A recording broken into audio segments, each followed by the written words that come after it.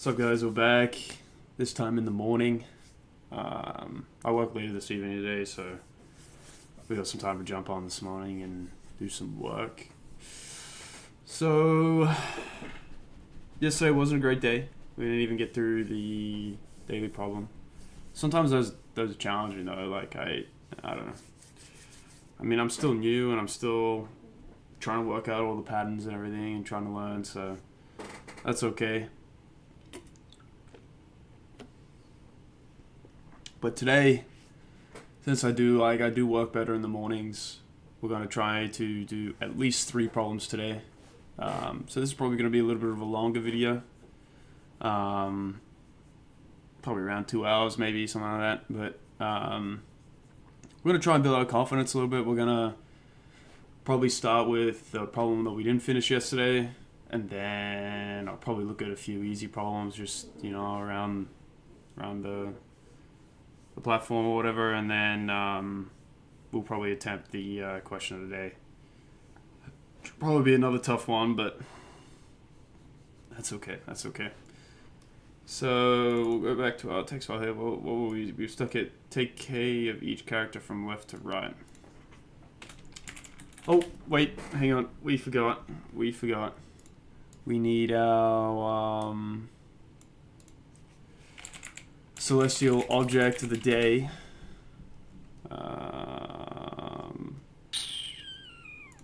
Unless I lost the list. Yeah.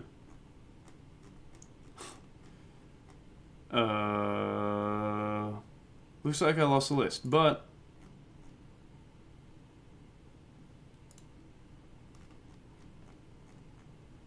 damn.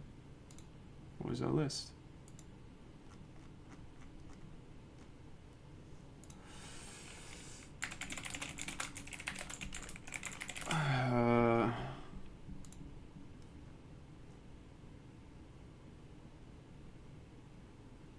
Okay. Instead, we're going to do planets. I decided we're going to switch to planets. So, since I lost our list, I want to lose this one. Our first of today is Ceres. Oh, there are multiple matches for Ceres. It's a dwarf planet, a Roman goddess. I don't even know what a Roman goddess Ceres was. The Roman goddess and the Earth. She was often with the Greek goddess. The word cereal comes from the name of this goddess. Wow. A little interactive design here. It was discovered on the 1st of January 1801 by Pizzazzi, Italian mathematician. Nice. Okay. Let's look at some images.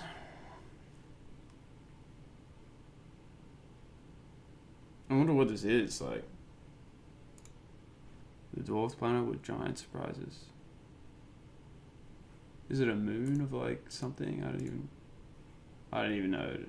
Ceres is a dwarf planet in the middle of the main asteroid belt between the orbits of Mars and Jupiter. It was the first known asteroid discovered on January 1st, 1901.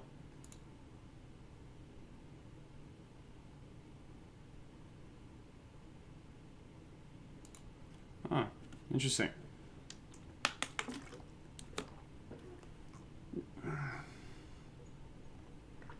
Nice.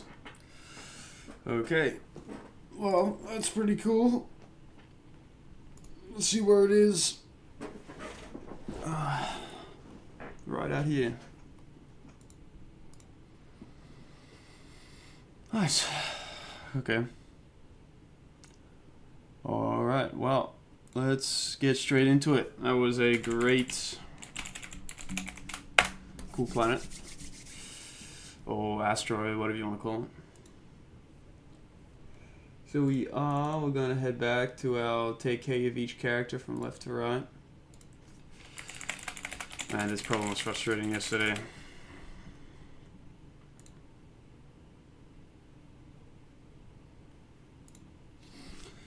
Okay. I don't know if it saved that solution. It did.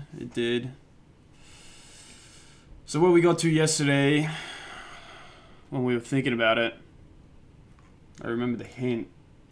Counted the frequency of each number and checked if it's possible. So we did do that. And this checks if it is possible. However, I was stuck with really kind of understanding the solution. So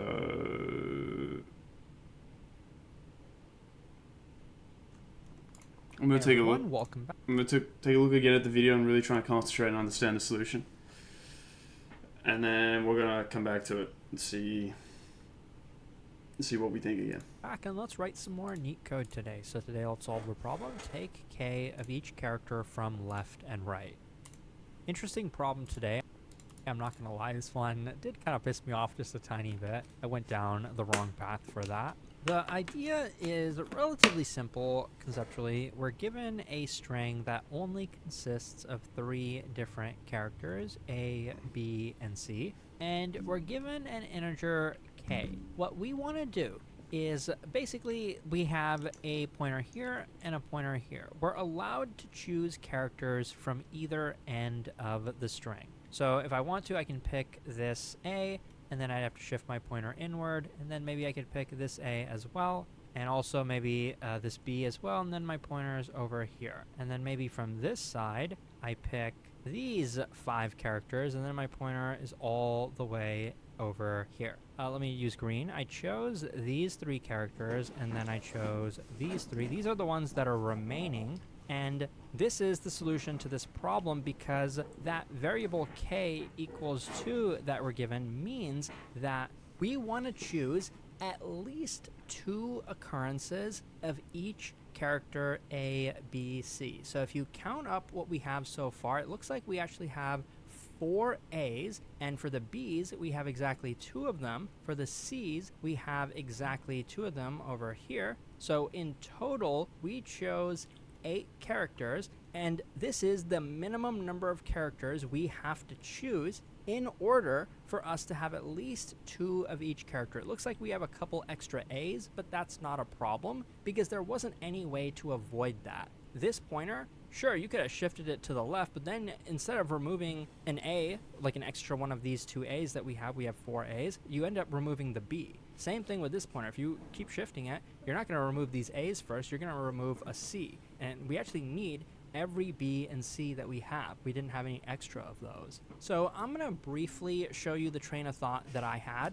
and then I'll give you a clue on the actual optimal solution to this problem, and then we'll go ahead and explain it. I think the clue and the thought process is really the key takeaway from today's problem. The solution isn't super difficult. I mean, it's difficult if you've never solved something like this before, but the most important thing is definitely the thought process. So I thought this is a medium problem. Okay, we have 2 pointers. It doesn't look like we can be greedy given that we can't predict the future. I mean, if I had, let's say, an A on this side and an A on this side, how do I know which one am I supposed to choose? I have no idea. I can't predict which characters are coming next here or which characters are coming next here. So that tells me that, well, we might have to backtrack. We might have to try every possibility. And then among those, figure out, well, what was the minimum number of characters we actually had to choose? So backtracking would probably be exponential, 2 to the power of n. But we can possibly add some memoization to that, and it's technically possible. That's why I did, and maybe some of you did as well, went down the wrong path, because memoization is possible, and it does improve the backtracking solution quite a bit. And when I say memoization, that is a dynamic programming technique. I won't be going over that like super in depth. I think those of us that are good at dynamic programming, we recognize that this problem is actually pretty trivial to solve if you do it recursively, if you do the memoization solution. So that's why I thought, given that this is a medium problem, maybe that is the intended solution. If you don't know anything about this, you could probably check out Leetcode.io for a lot of resources and courses on it. But this was not the approach to today's problem. I just want to take a look.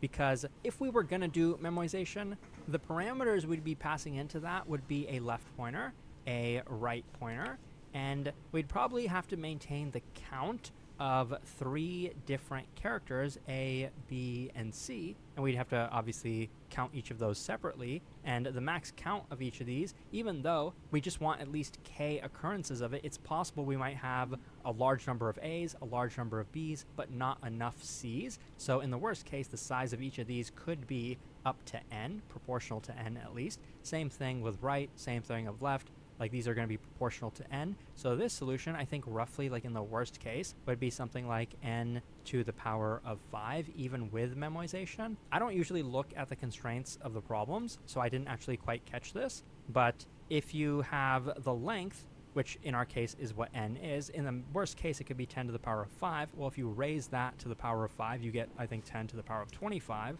A very, very large number. That's a big hint of why this solution won't work.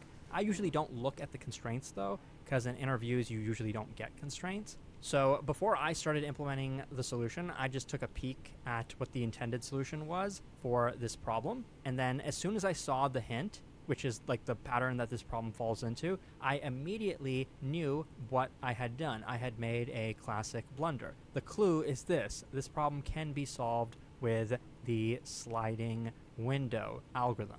You might be thinking that doesn't really make a lot of sense, and if you are thinking that, it is reasonable because we have 2 pointers. How could that be a sliding window when the 2 pointers are initialized at the ends of the array? We're choosing a prefix and we're choosing a suffix from the array. How does that fall into the sliding window? Well, the answer to that problem, sorry for the light theme here, is basically math.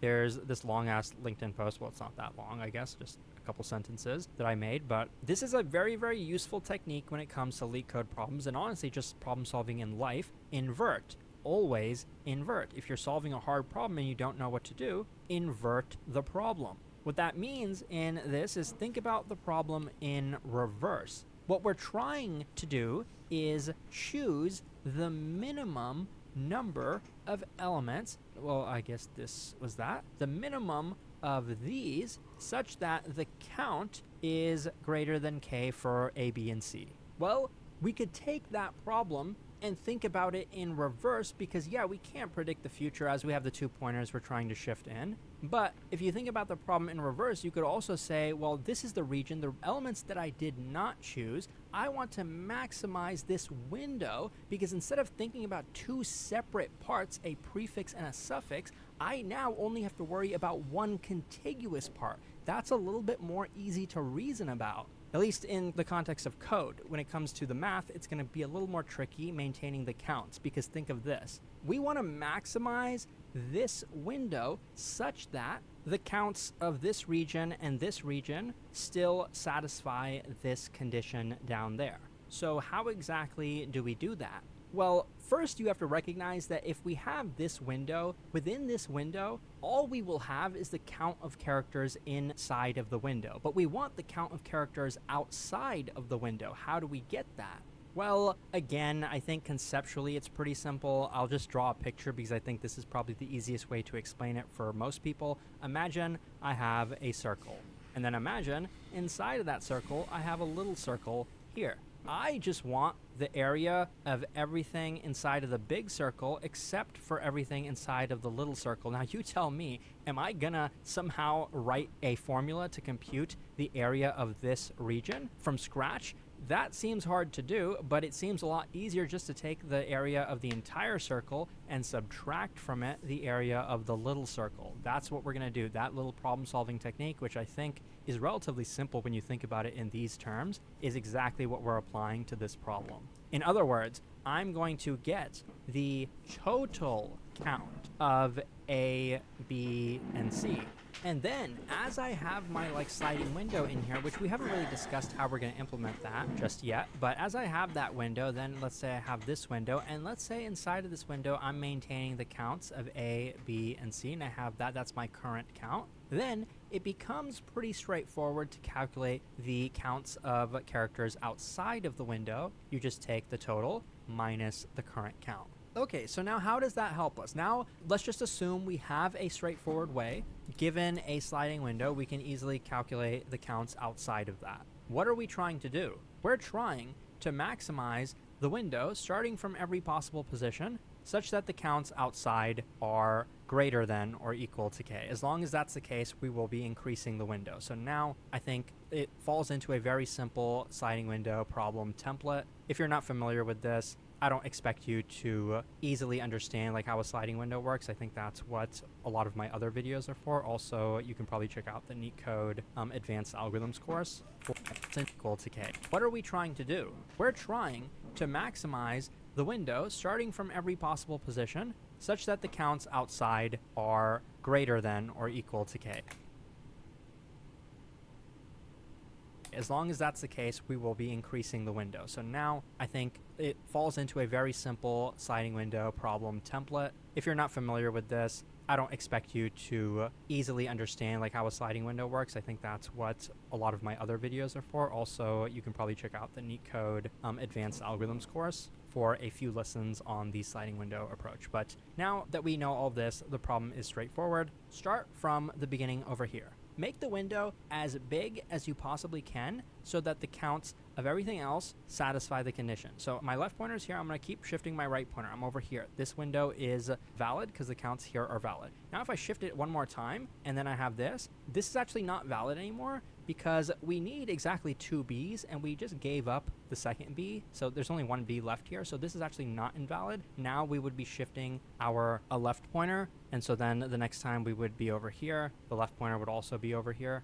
And this window is valid because everything else outside is valid. So now we will be increasing the window. We'll keep shifting it. Right pointer will end over here. And then if we try to shift it any further, we will consume this C. And we don't want to do that. We need exactly 2 C's outside This is of the very window. smart. So at that point, we will stop. I think left pointer will be here. Right pointer will also be here. We will shift the right pointer to be here. And then this is another valid window. But if you were to have looked at all the windows we had discussed earlier, this one was, of course, the maximal. The length of that window was 4. So what does that tell us about the number of characters outside of the window? We'll just take the length of the input. It looks like that is 12. And you take the total length minus the window length, and you get 8, which is the number of characters outside the window, which is the solution to this problem. The sliding window approach is linear time, and I don't believe we'll need extra space other than just to store the counts of A, B, and C, but that should be relatively easy. That's just 3 variables, and in our case, it'll be easier to do it with an array. So now let's get started. You might have forgotten the things I discussed earlier, so let me remind you, we're going to get the total counts of the characters, and then we're going to do the sliding window. I guess one thing I didn't mention is that it might actually not be possible in this problem for us to have exactly K, A, B's, and C characters, and if that's not possible, we would want to return -1. There are multiple ways to handle that. I think the easiest would be just after getting the total counts, we should know if it's possible. So at that point, we can return -1. So I'll just kind of add a condition here. If invalid, then return -1. We'll do a little replacement for this. But to actually get the total counts, first idea you might have is have 3 separate variables, something like this. And yeah, that technically works. Let's go through each character in S. I know that this variable is already used. Don't worry, I'm going to get rid of these in a second. But if you were to do that like this, you'd need 3 different if statements. You'd need to check, like, is this A? If so, increment A, blah, blah, blah. The next idea you might have is, well, it might be easier just to use like a hash map, a count hash map. And that definitely is better because then we can just do something like this, count of that character, add 1. I think this is perfectly fine. This is sufficient. But I think a slightly better approach would be to use an array. It's not really better, I guess, and in fact, it might even be less readable, but I know some people are going to comment that you didn't need a hash map, you could have used an array, and I think that is correct, because given the fact that the characters A through C are contiguous, we can use that to our advantage. We can say that A should correspond to index 0, B should correspond to index 1, C should correspond to index 2, and we can do that by using the ASCII values. So I'm going to get the ASCII value of the current character, so C. I'm going to subtract from it the ASCII value of lowercase a. This will provide us the mapping that I just discussed earlier. Lowercase a will now be mapped to 0, B will be mapped to 1, C to 2, and we'll increment the count accordingly. Now we're done with that. How do we determine the invalid part? Well, basically, if any of these 3 values is less than k. In other words, if the minimum of any of those is less than k, we want to return -1. So now we have that. Now let's get into the sliding window approach. Remember, the result is the number of characters we have to actually take. That's not the size of the window.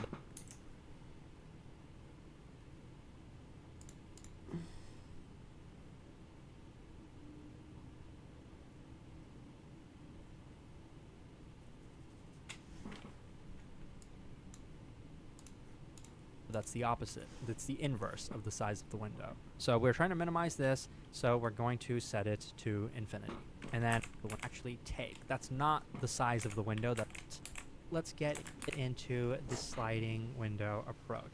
Remember, the result is the number of characters we have to actually take. That's not the size of the window. That's the opposite. That's the inverse of the size of the window. So we're trying to minimize this, so we're going to set it to infinity. And then when we return, we will return the result.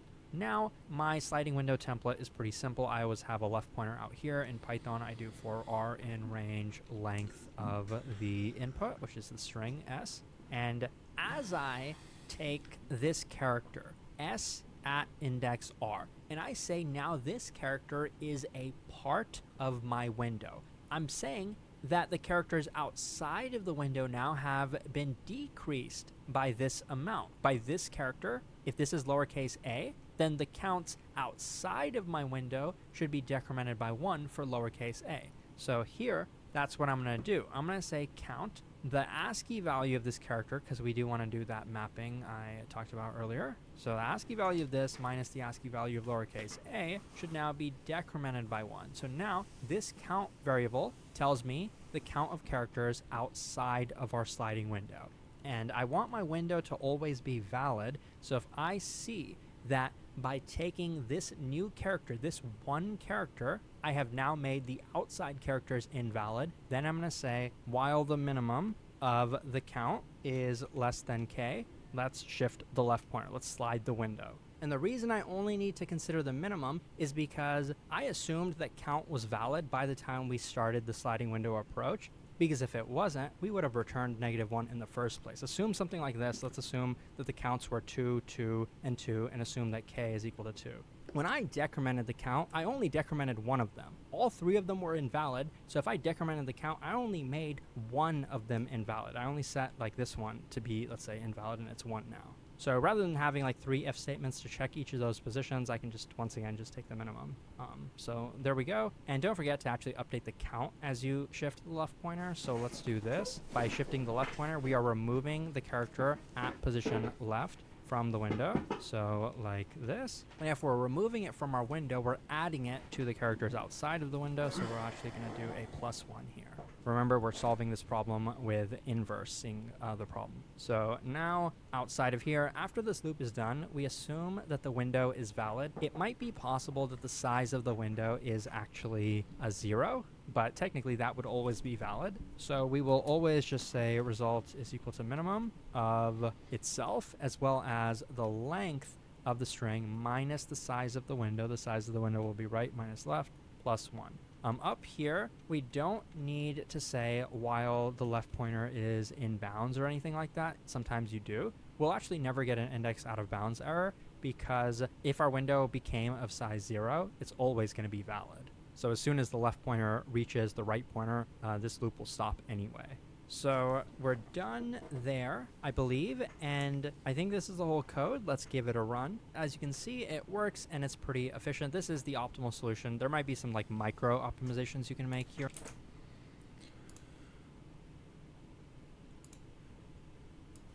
You can make here and there, but Okay.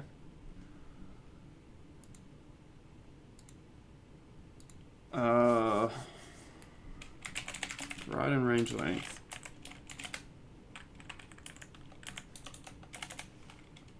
I still don't understand why the res needs to be infinity. The result array needs to be infinity, but we're gonna go with it.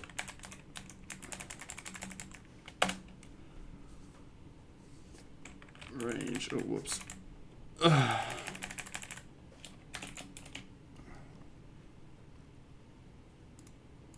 Okay. So as we loop through, we want to decrement our value. So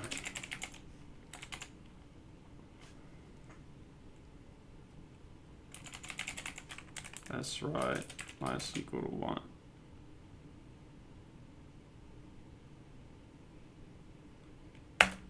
Okay.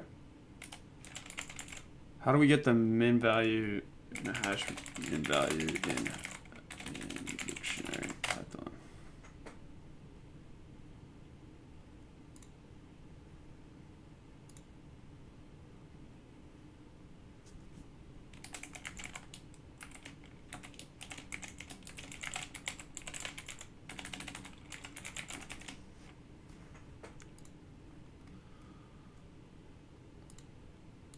It's less than k. Well, if it goes down, we want to push the left pointer up 1. We want to increment our left, but then we also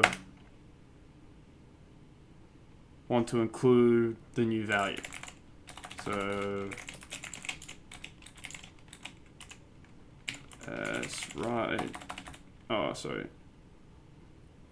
Is it left?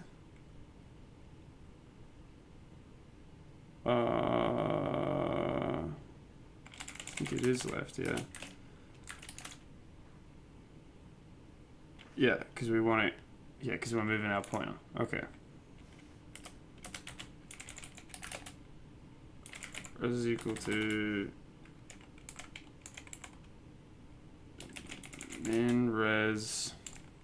I'm going to take the length of our array.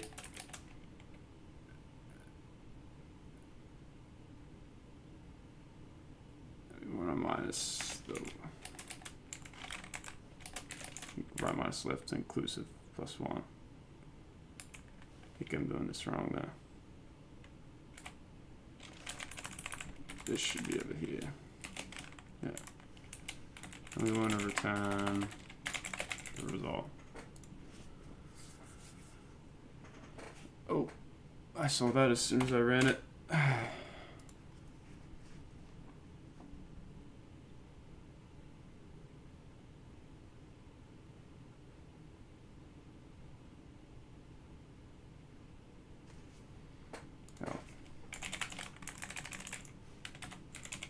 Minus left plus 1.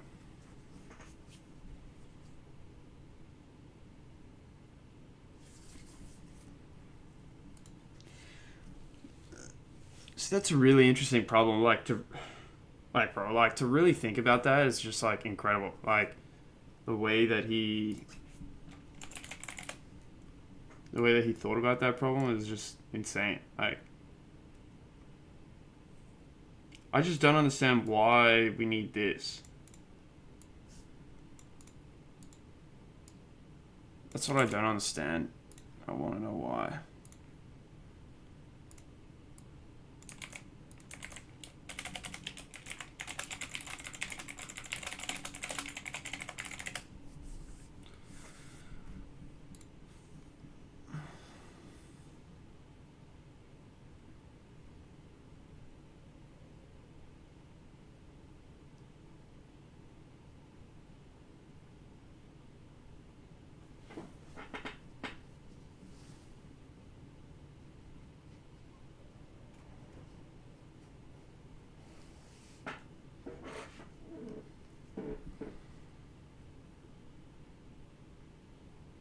Because you subtract the minimum length of the substring that needs to be removed. Here's why the installation is disappointing.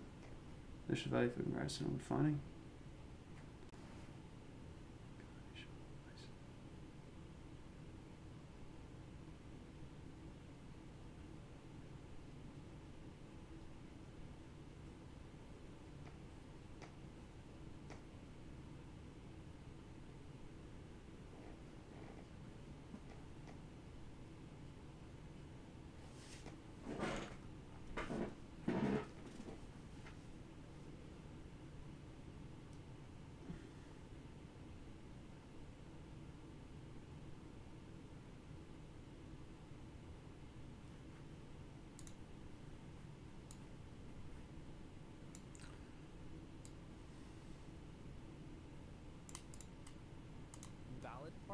Well, basically, if any of these three values is less than k.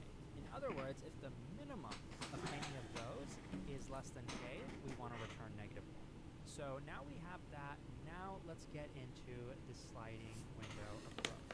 Remember, the result is the number of characters we have to actually take. That's not the size of the window, that's the opposite. It's the inverse of the size of the window. So we're trying to minimize this, so we're going to set it to infinity. And then when we return, we will return the result. Now my sliding window template is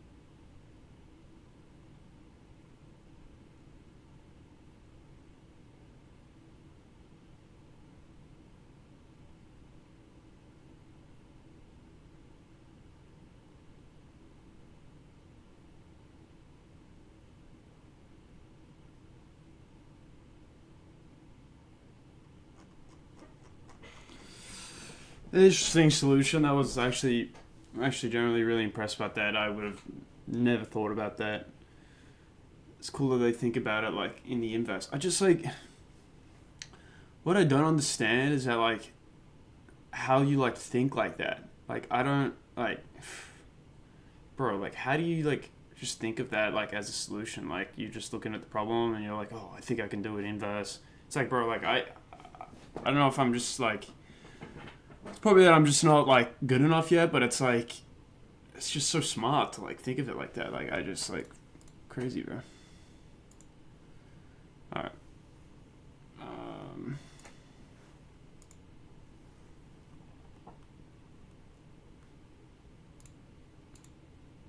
Let's do some other sliding window. Kind of liking it. Let's do an easy though.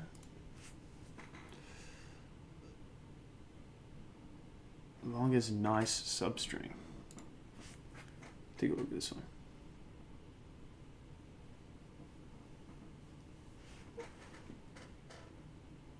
What is it? String is nice if for every letter of the alphabet that S contains, it appears both in uppercase and lowercase. For example, A, B, is nice because A, B appear. However, ABA is not because B appears but does not. Given a string S, return the longest substring of S that is nice. If there are multiple, return the substring of the earliest occurrence. If there are none, return an empty string.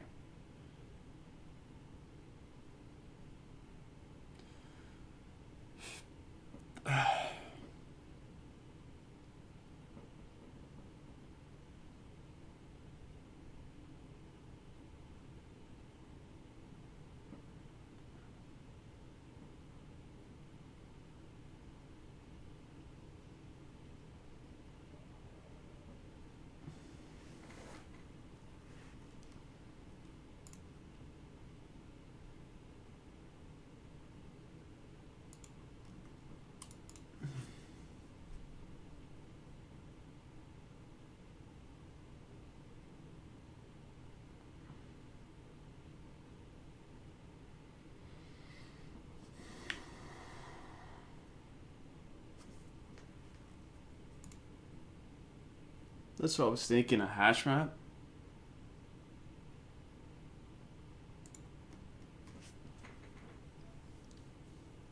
I'm thinking we can go through.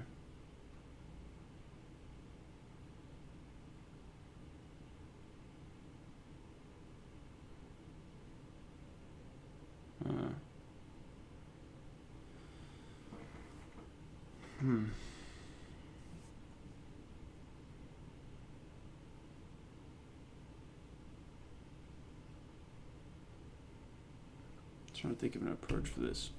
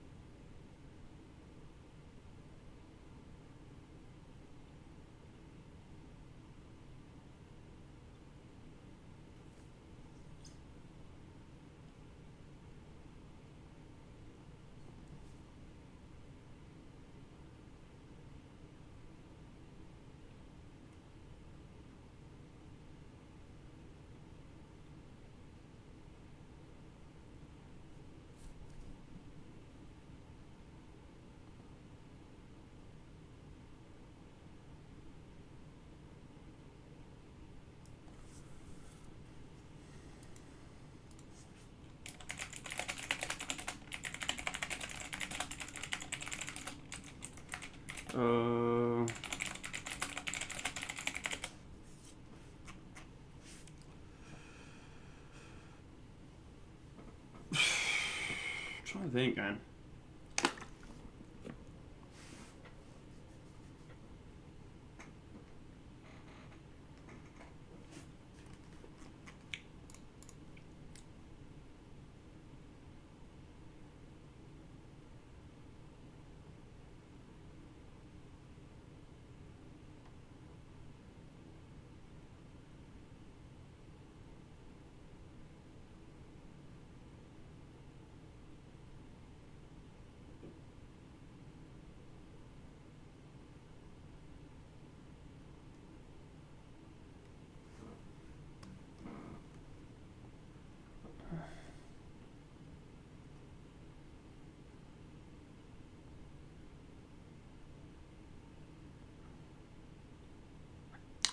To be honest, I don't even know where I'd start with this problem. I don't understand how this could be a sliding window problem. I think it can be, but it's like...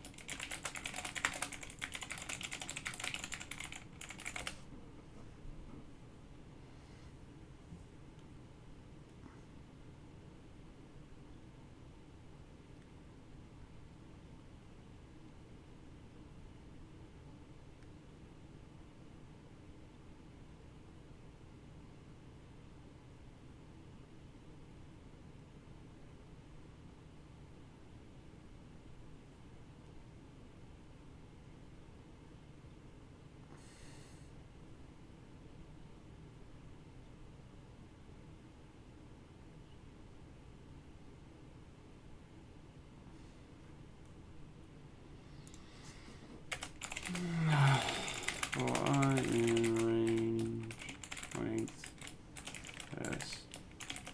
For J in range 1 length S. Oh, got the I.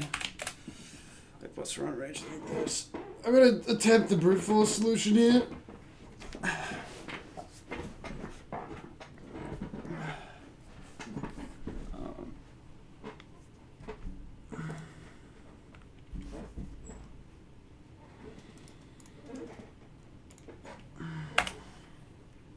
I guess we need our answer, we need our res.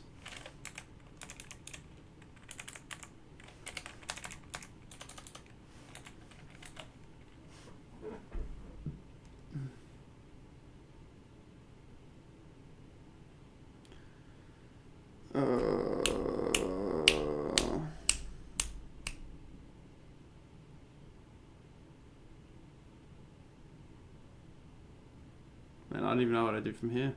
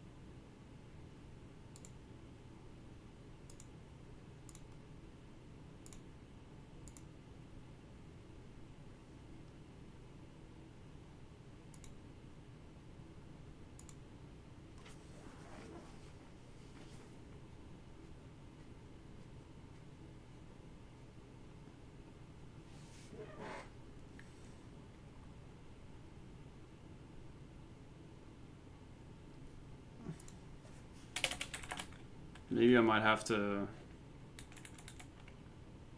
I have to figure out how to check if it's nice.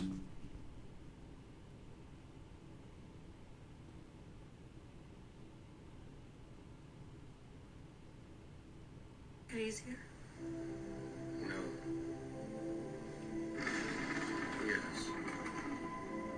It gets easier. Oh, yeah? Does it get easier? I guess you're probably gonna need like a function to check if it's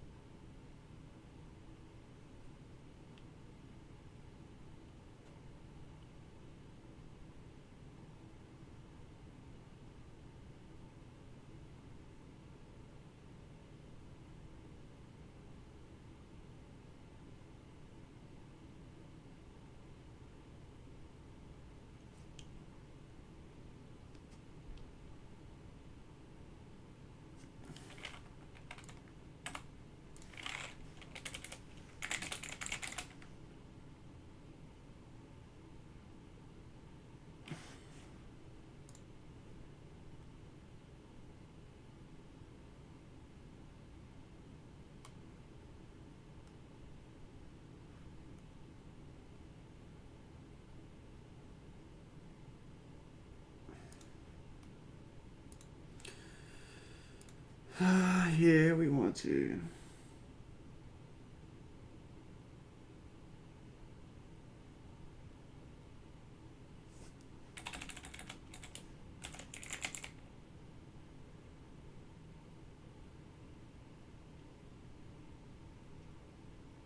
How do I?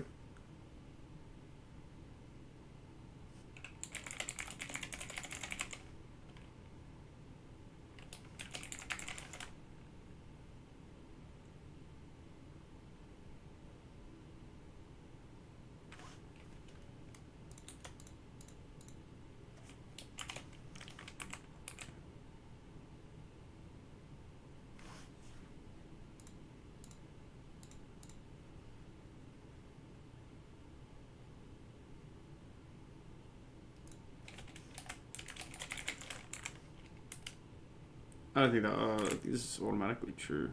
Actually, I wonder if this would work. Does it actually work? I don't know.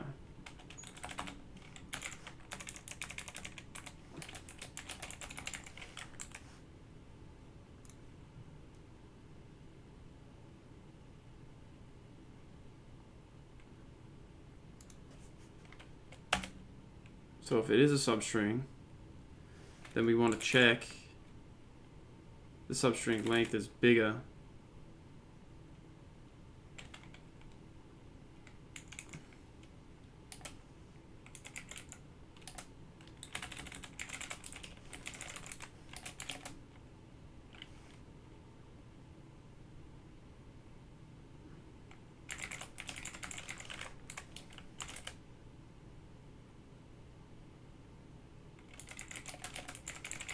if res is equal to slice, yeah.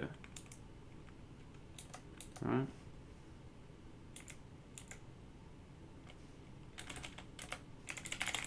Then slice.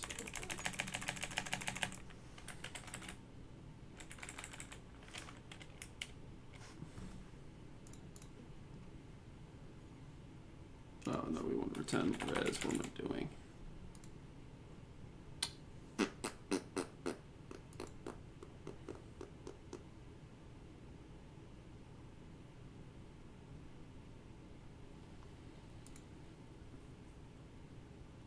Okay.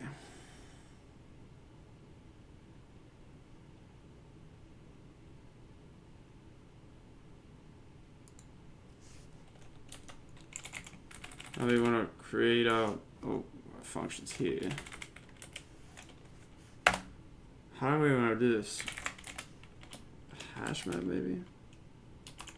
How do you even make a hash map? I've done this so many times, bro. Like a set, but I always forget. Like how to create hash set Python. I always forget, bro. Like that's an array. We need this, bro.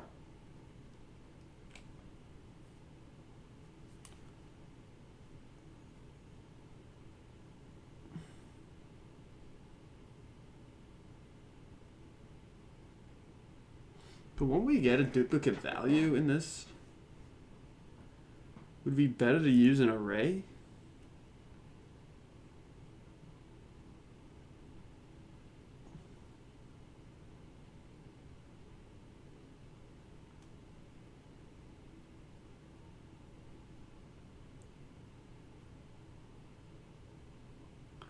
See, the thing is, I don't know if, you know, for example, we get something like this, A. Is it going to put that in? Because won't it only just taking these values? It won't even, doesn't hold duplicates? I don't know. Let's just roll with it for now. I think maybe it might work because maybe it'll just return the length of this one. So I guess we want to check if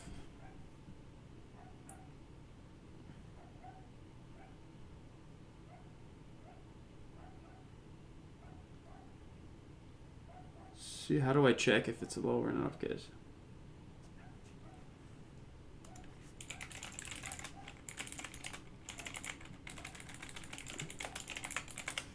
I guess, bro, there's a swap case method, bro. What?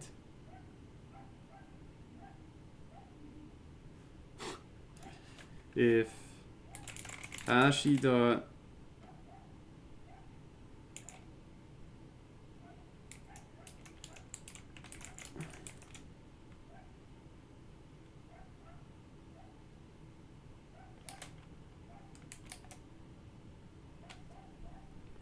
hashy dot swap case is equal to no.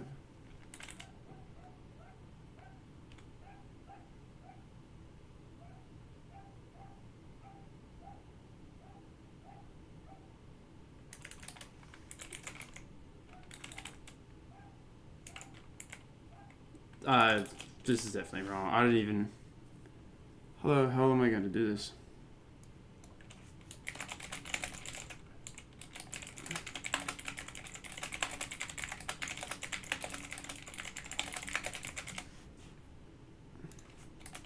Python.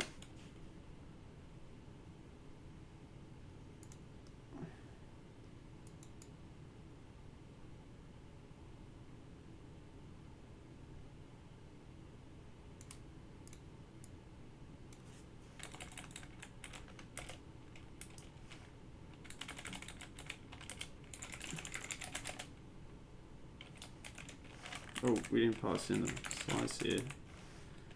Swapped is equal to dot swap case. No, we're not element. Whoops, we're hashy. Swapped hashy. If swapped hashy dot swap case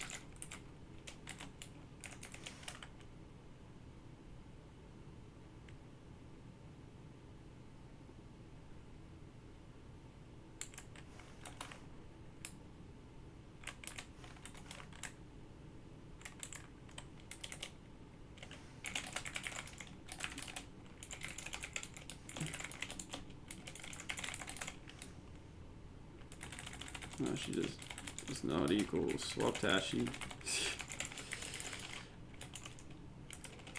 Return false. Otherwise, I guess we can return true. This definitely does not work.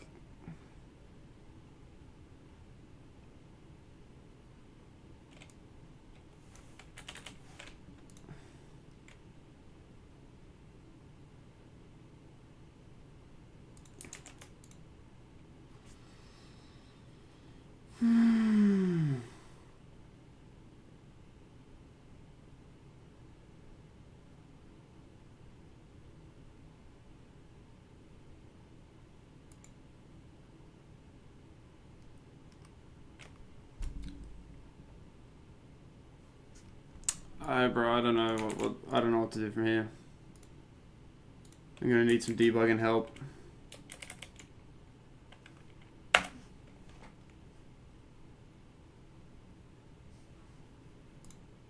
my gosh, of course it's that.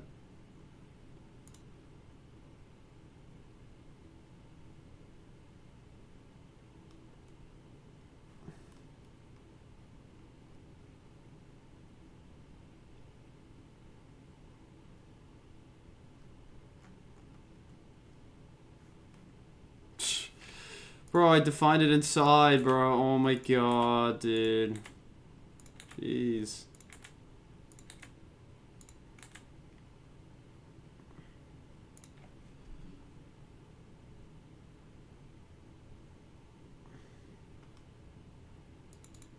But 2 were given.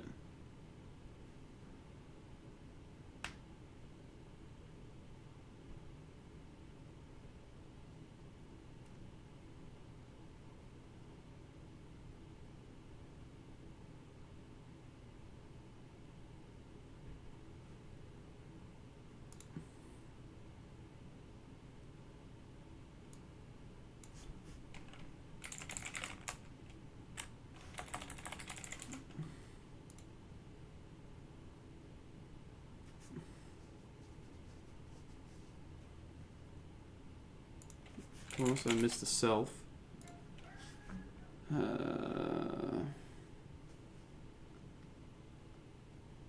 Guess I need to define that it's a string.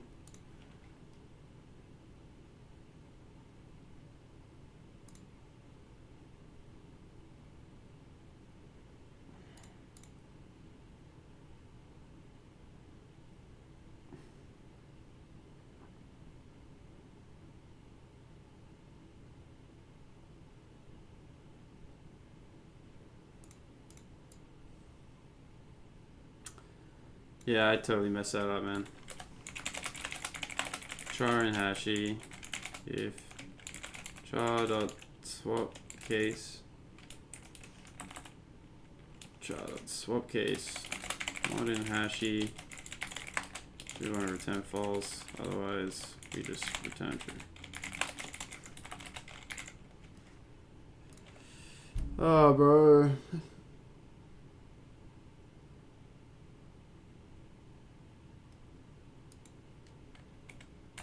Valid syntax.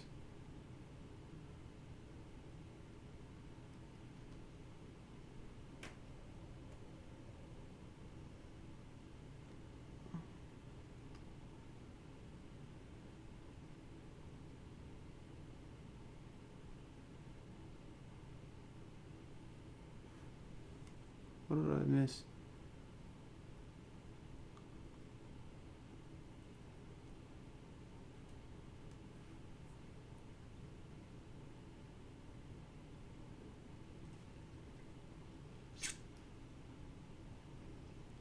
We output an empty string.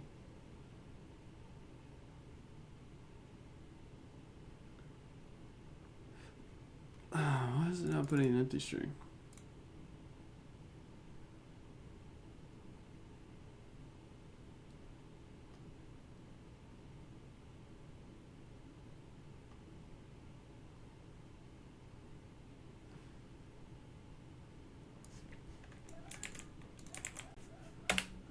Let's see what.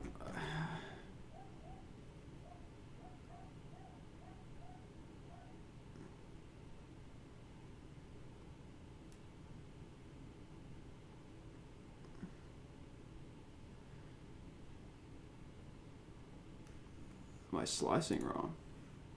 No.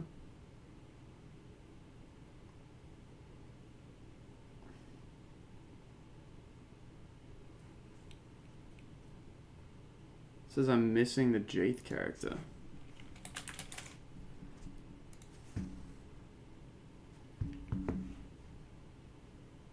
How did I miss that?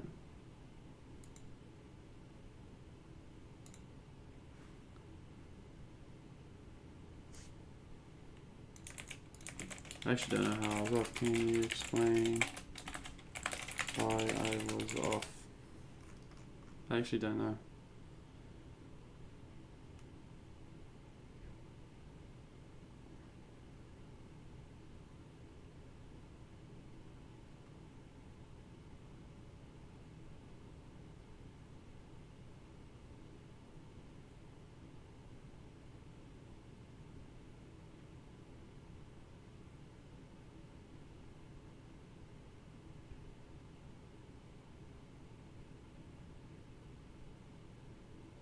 Oh.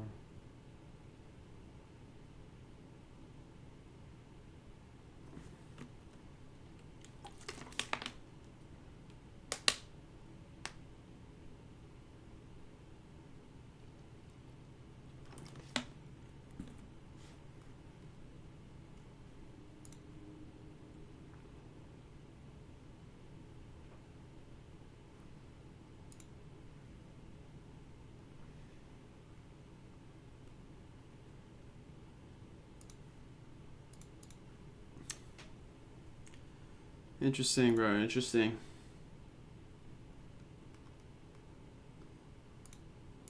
I guess we're fucking balling, dude. We're just doing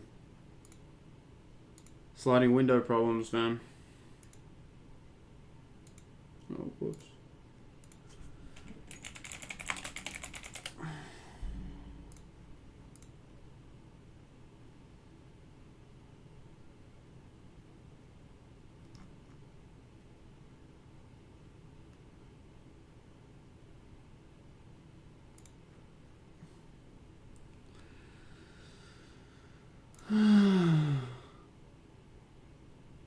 No, I didn't even use the sliding window.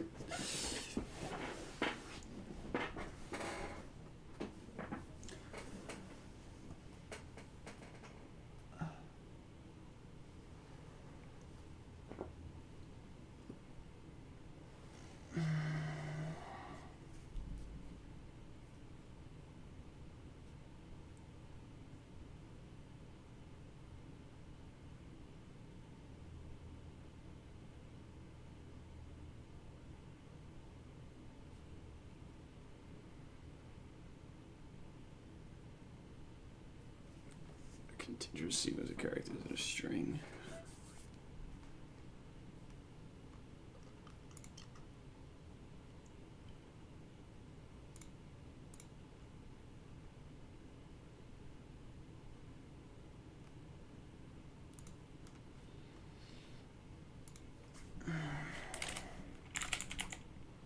So I think we actually can use a sliding window in this problem. I think we can make our window size here and we just keep iterating through.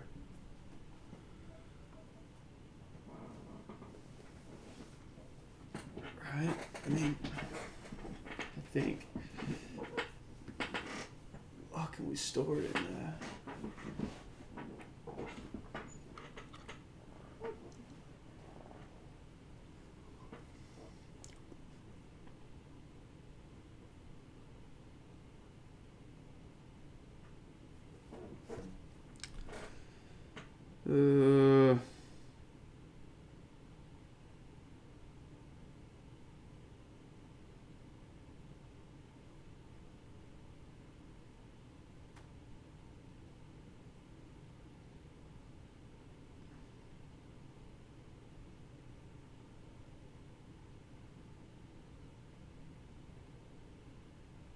Damn, man, it's not in Chicago.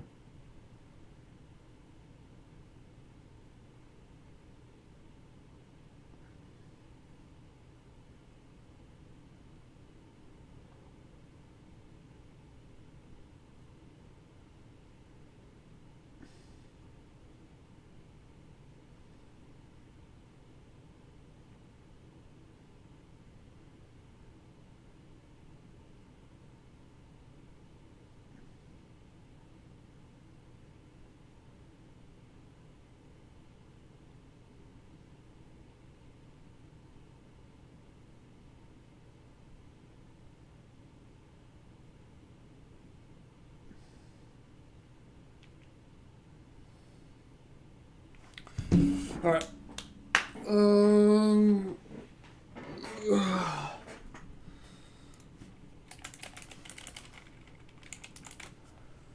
Thinking, what could we store this in there? 4 subtrains of size 3.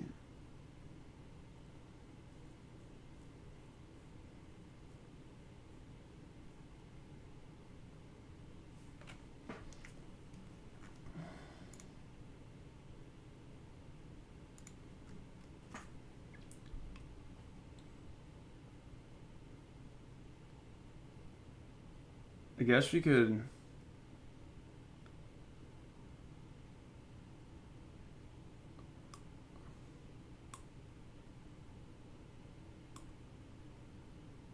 I guess we could put in a hash map and check if they're.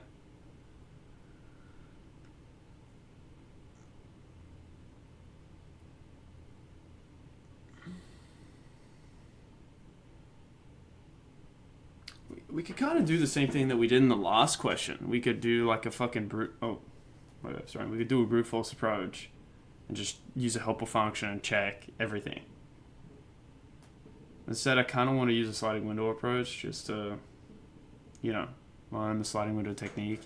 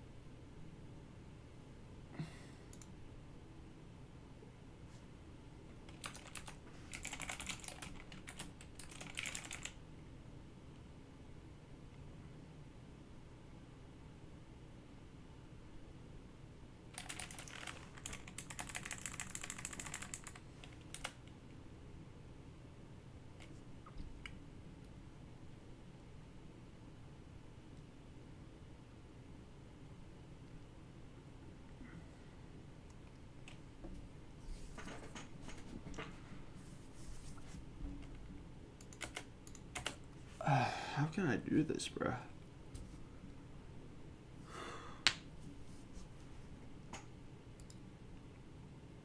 Oh shit, it's my friend's birthday today.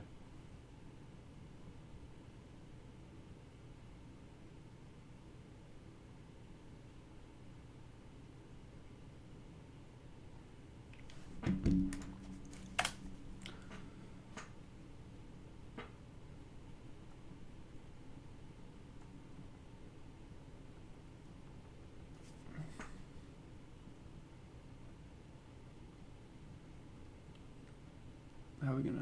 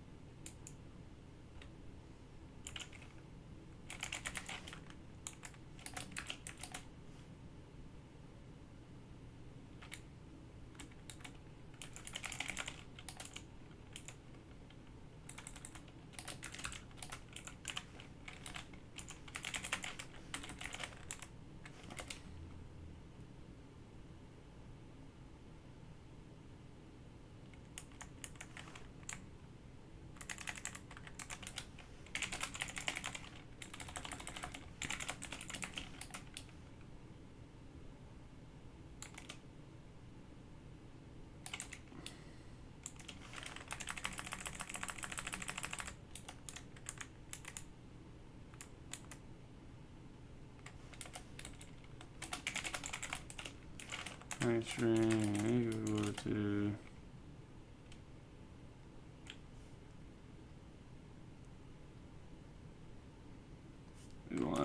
let's define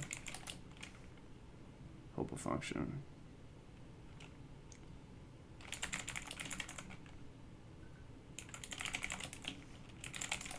Self. We have our string. We have our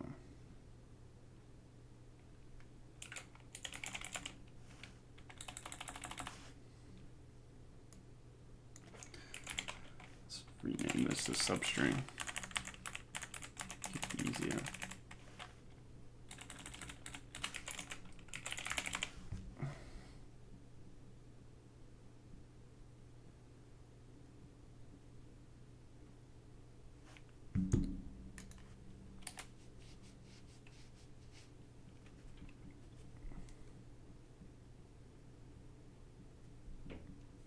Make this okay.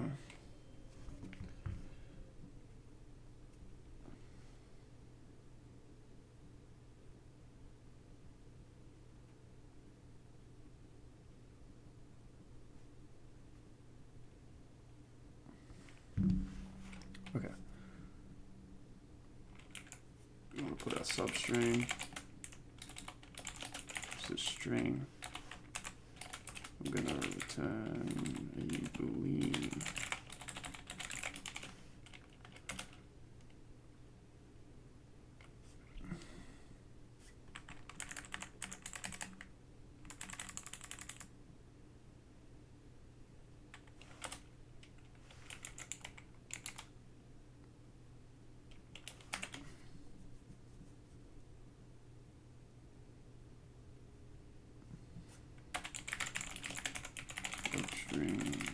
String.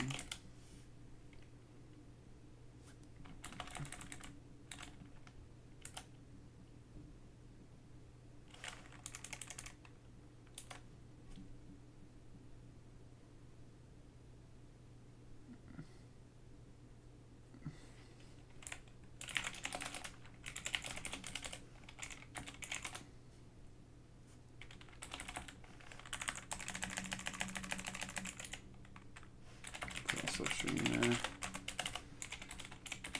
For char hashy with hashy.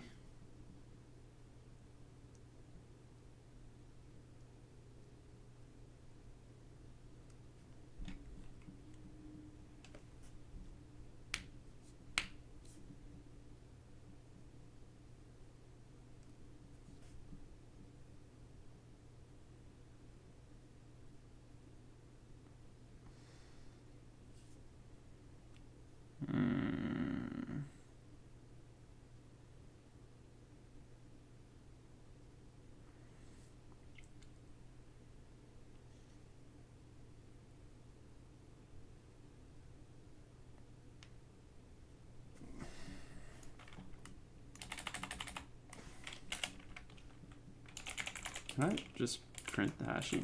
I'm curious, like.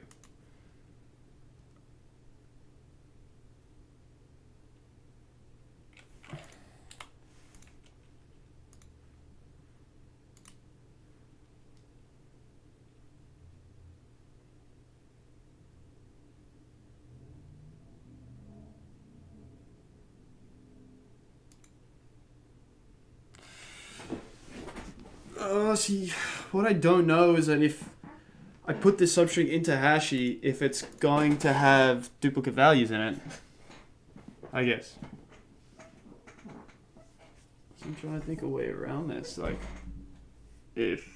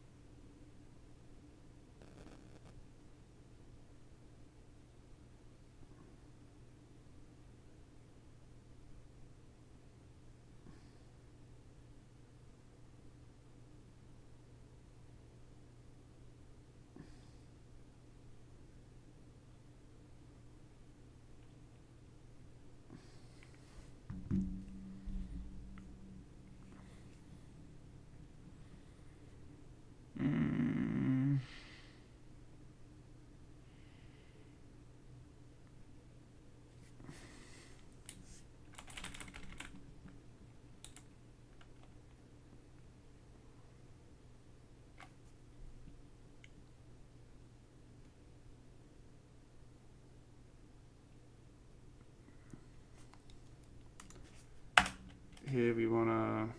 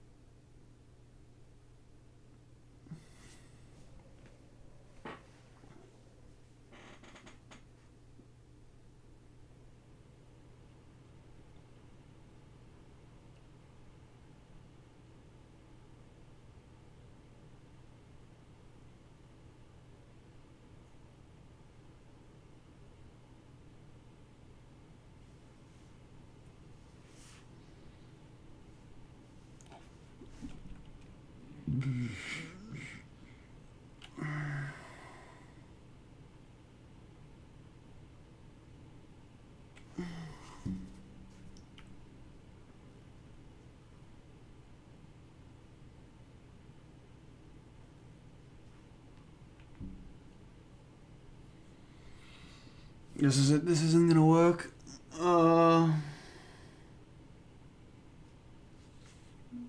This is not gonna work.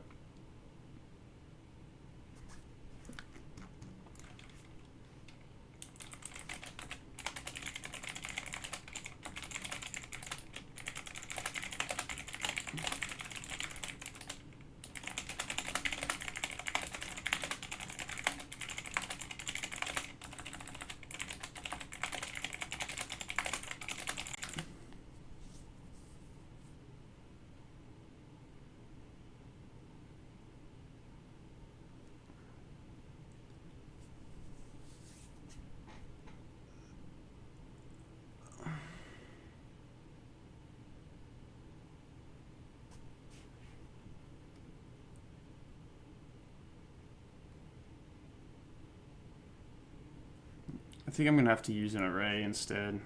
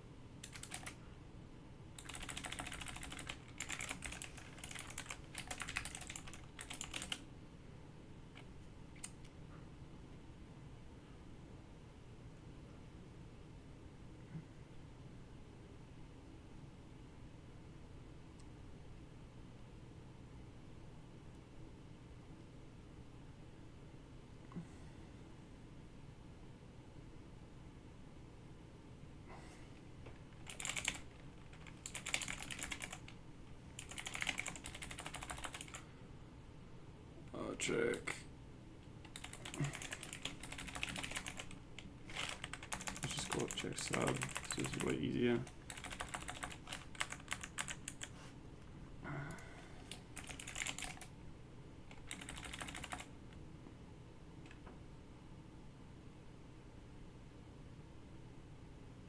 Python the array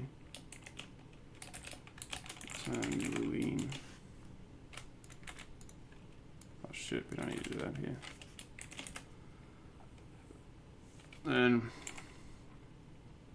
we want to remove array.pop and increase by 1.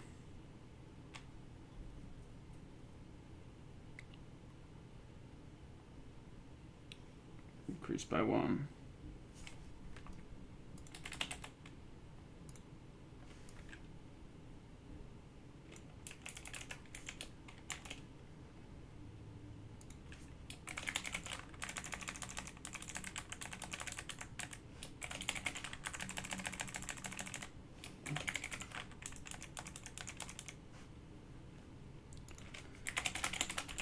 Pass array into function in Python.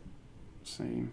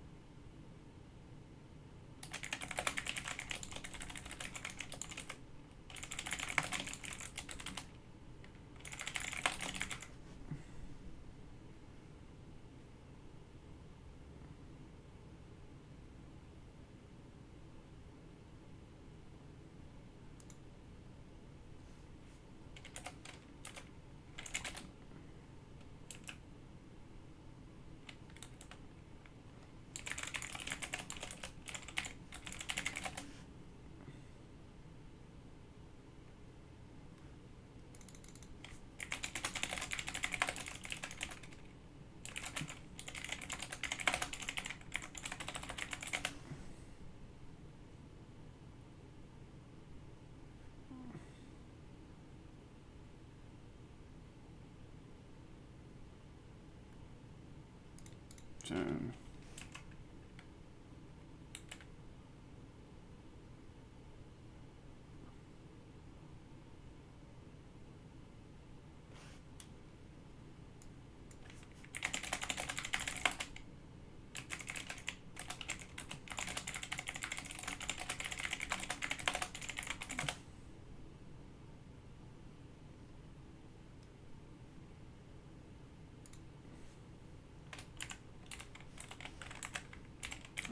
Join.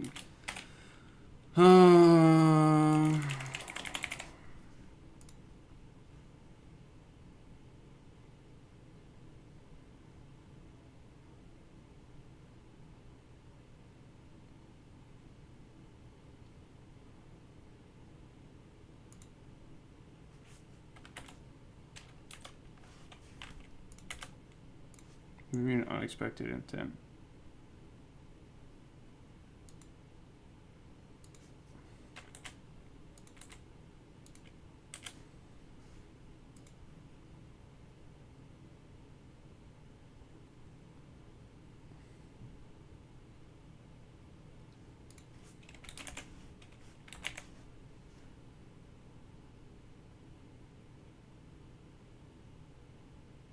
I think boolean is not defined. The fuck does that mean?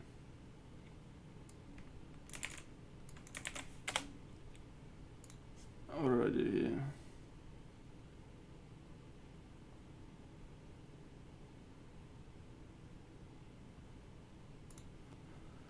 I don't know.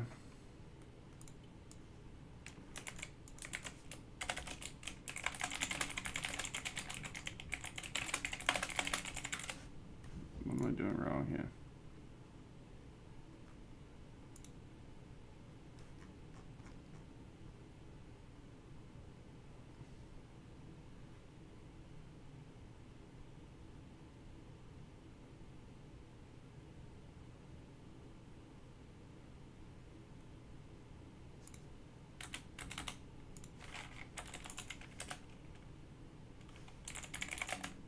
Why the fuck do they have a count, dude?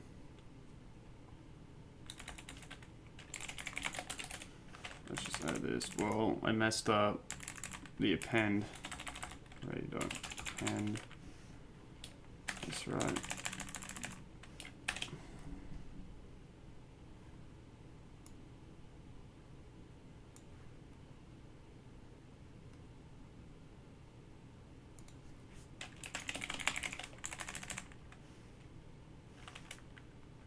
Equal to 3.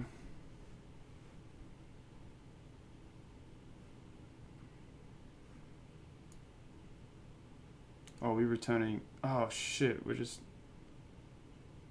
Oh, that's why we're using a count. I thought we were returning the fucking string. Jeez. Count plus or equal to 1. I just want to return count from here. Again, I didn't read the question properly.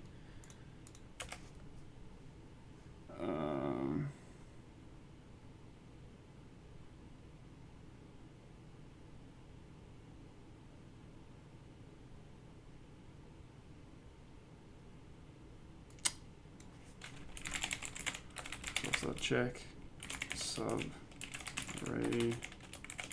So we can get rid of this. And we can pop, we increase to the left.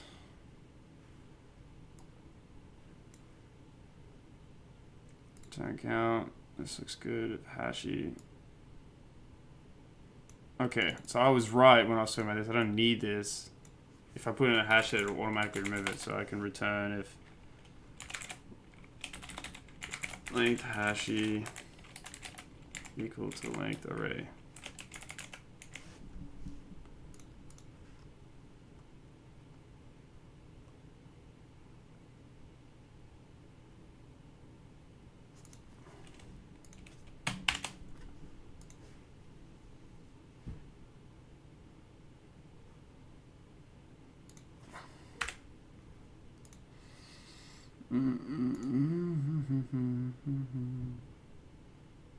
Boolean is not defined. Oh, it's bool. Bool.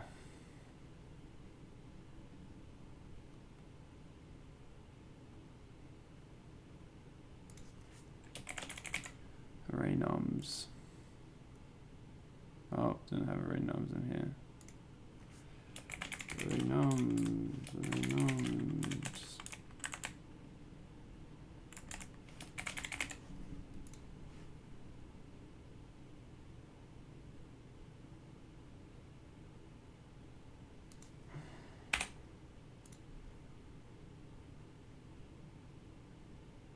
Okay.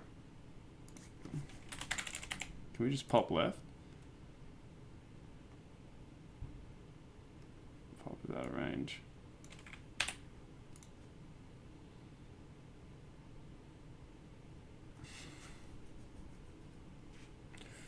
Well,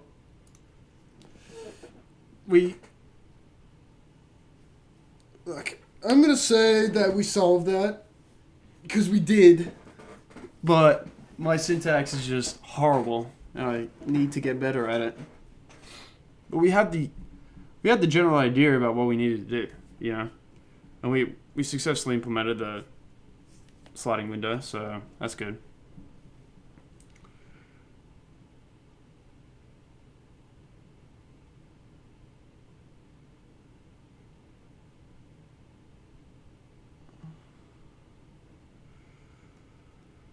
Okay, nice. What was the optimal solution?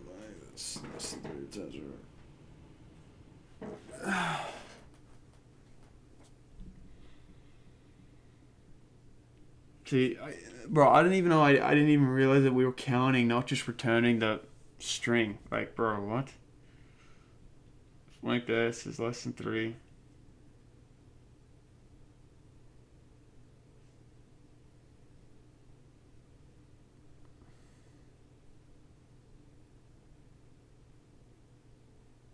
This guy just used one for loop and he's just checking every value.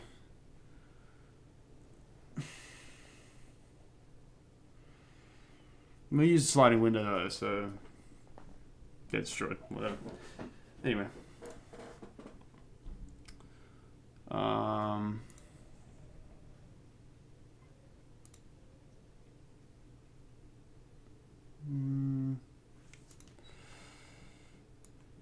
I just want to check something.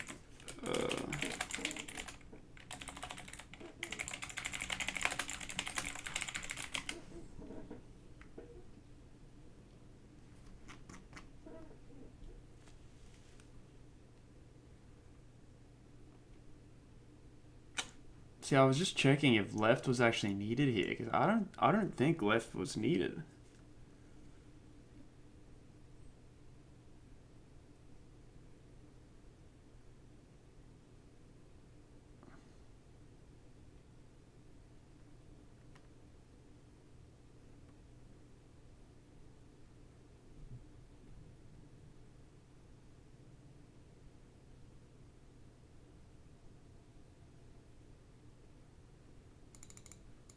Left is unnecessary.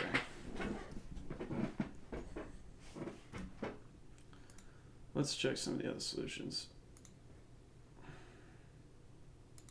Just gotta use a sliding window.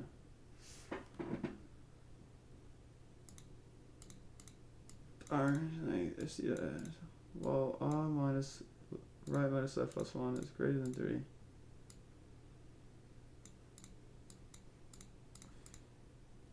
So I gotta remember this. This is what I forget about sliding window.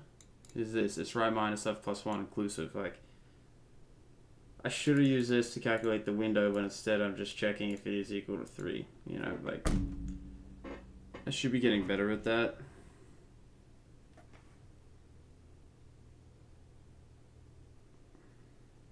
Alright, how long have we been going for?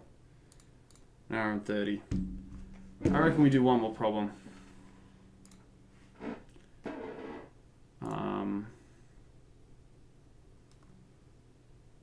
Let's take a look at the problem of the day.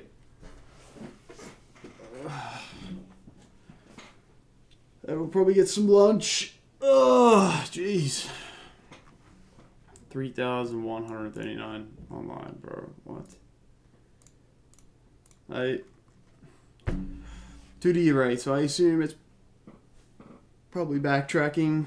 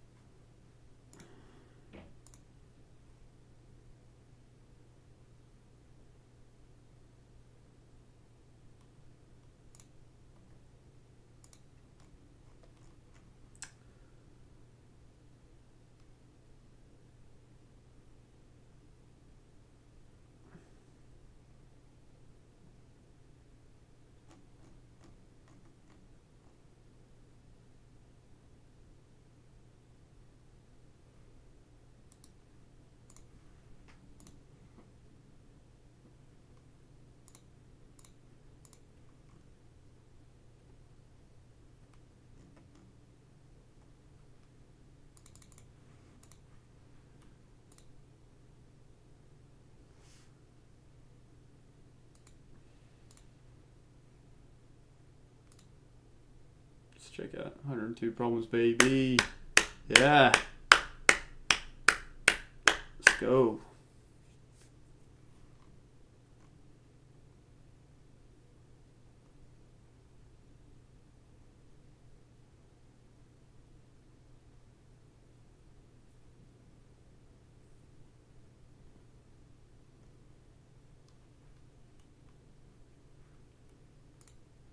Okay, let's go back to it.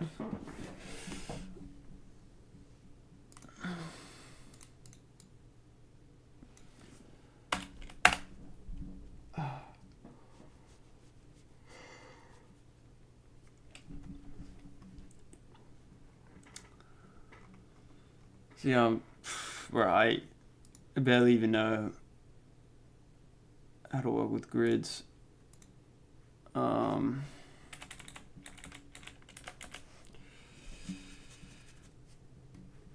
Let's see, let's actually go back really quick. Can I search view all submissions?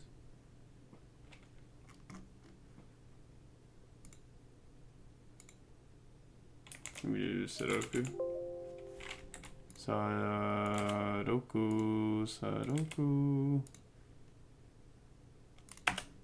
There we go. Oh, Sudoku. Bro, let me see my submission, bro.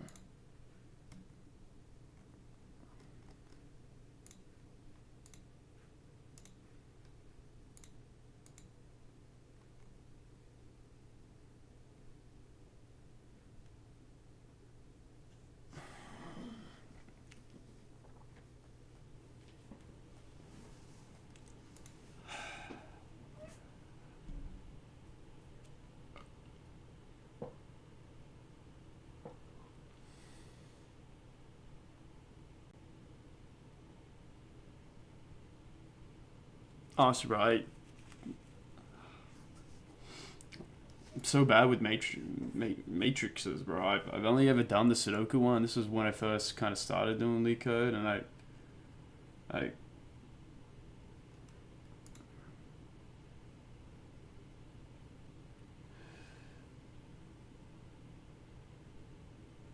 what are they give you M and what is M? M and N representing a 0 and X M times N grid. And you're given guards and walls where guards I is equal to and walls J is equal to at guard and J wall respectively.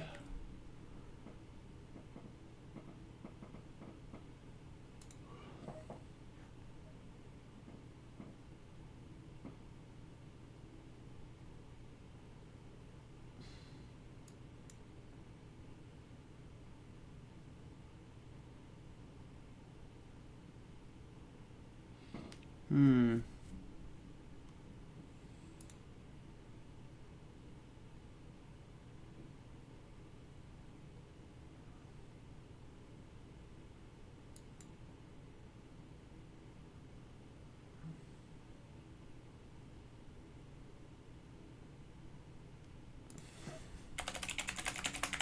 Where in range?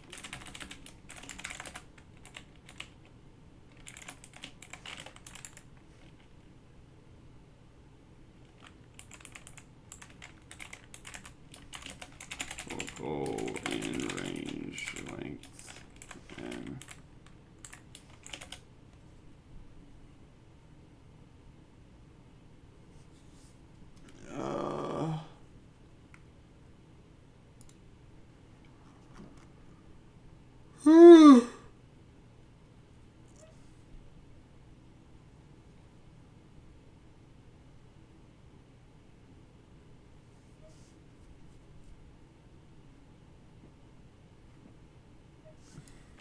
let's see.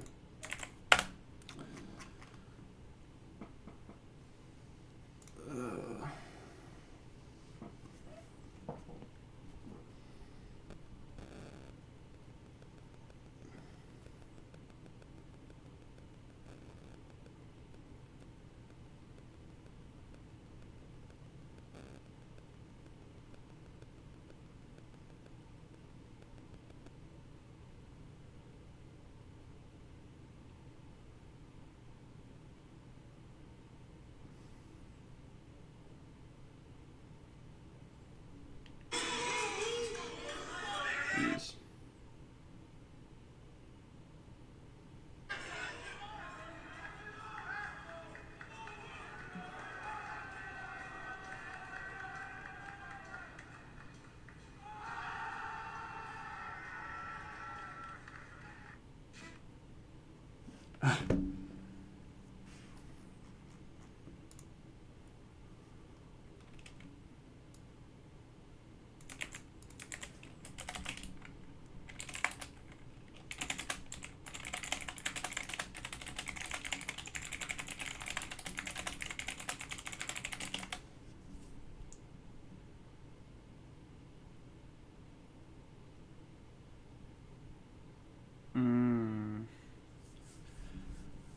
It seems that you're misunderstanding how the loop through the grid, specifically length M and length N, are invalid since M and N are integers, representing the dimensions of the grid, not lists or arrays.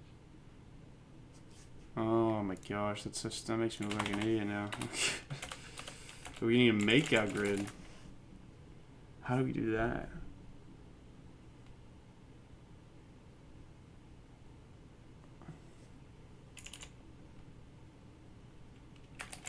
for in range and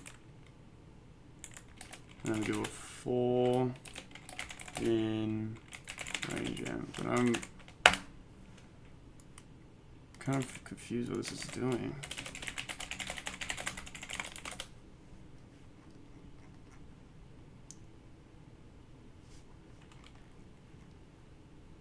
To initialize a 2D, creates a list of them.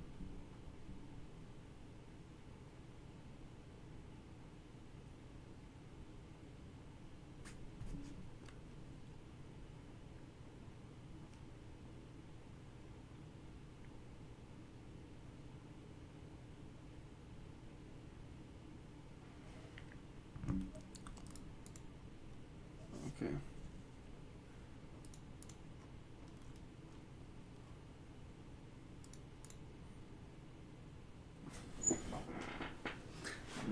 Okay, so this just initializes the grid just with zeros. 0 for, oh, okay. Right, that makes sense. Okay, so we initialize that grid, but now RC and guards. And walls is -2.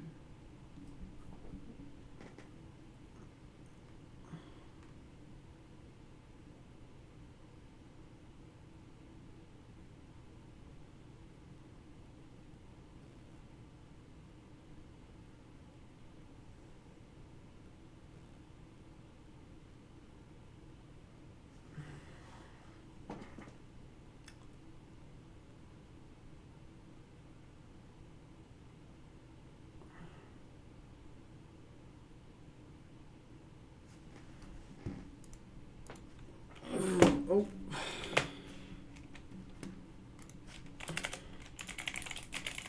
We can't do that. I don't think this will work.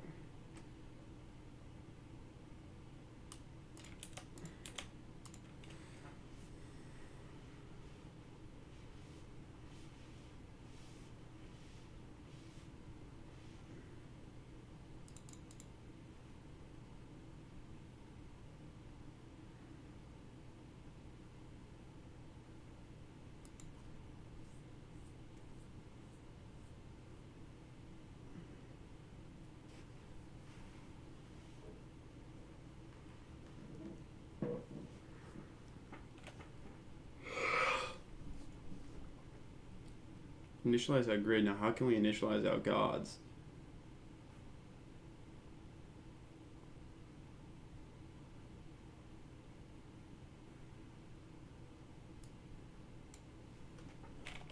For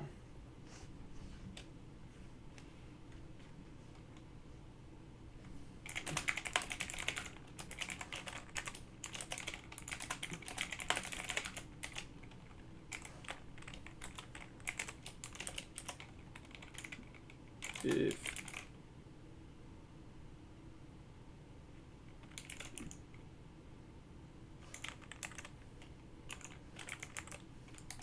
equals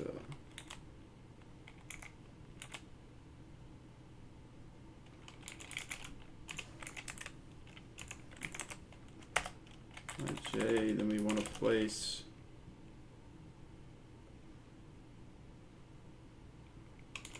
grid I J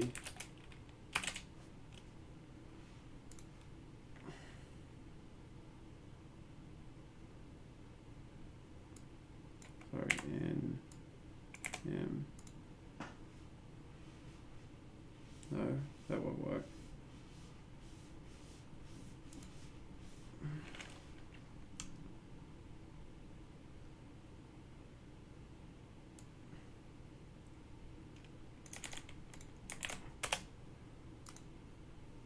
What the fuck?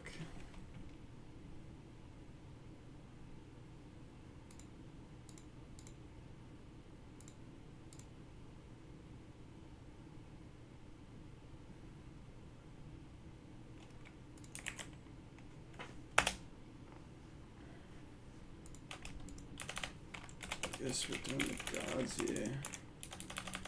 Then we want to do the walls.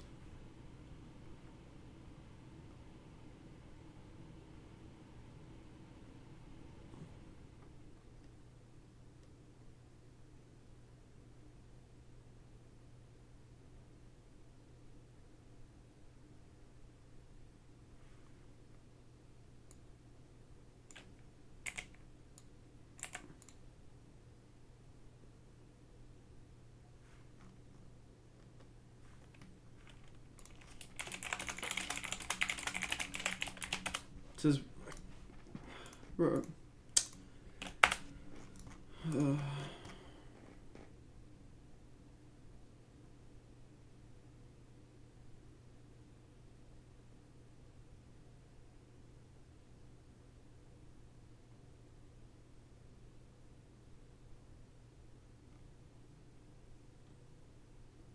jeez.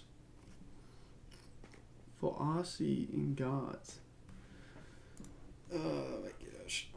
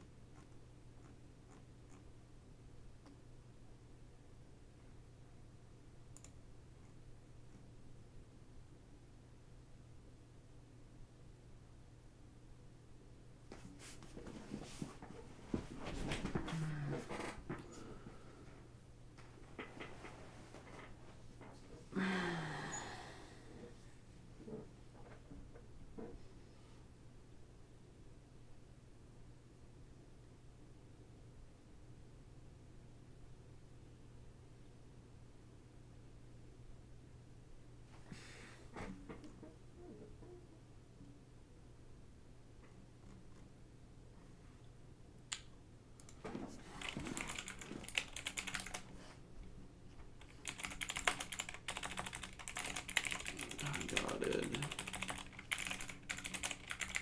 So I played 16 hours, man.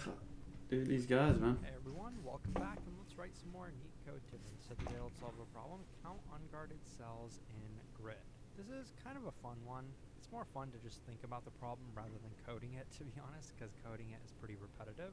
Let me blow up this grid over here. Sorry about the colors. I don't have much control over that. Okay, I think that's a little bit easier on the eyes, but the idea here is we're given a two-dimensional grid, and we're actually not given the grid itself. We're given the dimensions of the grid.